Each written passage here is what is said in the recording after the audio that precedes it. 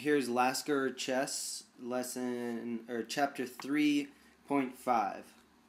Again, I beg to draw your attention to the difference of power exerted by the white and the black pawns.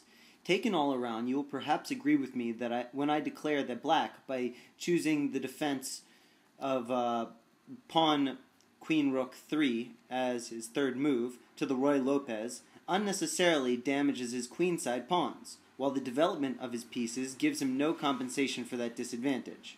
To relieve your chess nerves from the tension which they must have undergone today, allow me to introduce, as a finale, a more pleasing matter. In my match with Mr. Steinitz, that master chose, for a long while, a somewhat close defense to the Ruy Lopez, beginning with the third move of pawn queen 3. The game usually ran as follows: e4, e5, knight f3, knight c6, bishop b5, d6, d4, bishop d7, knight c3, knight g e7, bishop c3, threatening, of course, knight g5. E takes d4, knight takes d4. Now it seems that black, in order to keep white's queen at bay, has a good way of developing his king's bishop by means of g7 and bishop to g7, where the bishop certainly would have an excellent diagonal.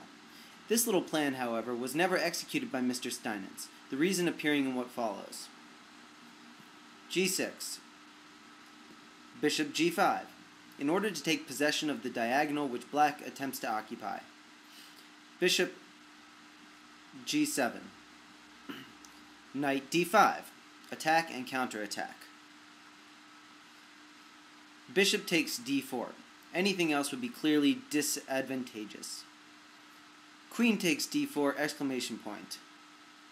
This is very awkward for black. Of course, he was under the expectation that white must continue with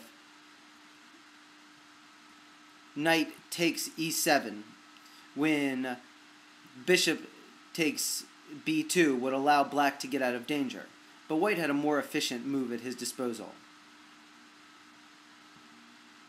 Queen takes d4. Castles. Now, what about the move knight takes d4? Well, this would follow with knight f6 check, king f8, and bishop h6 checkmate. So nothing remains here but to castle.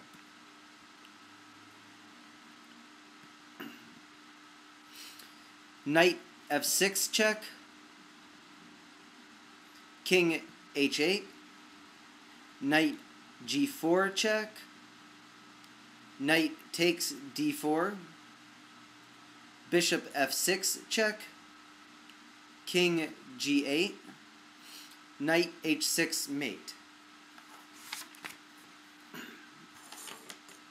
Next up is chapter 4.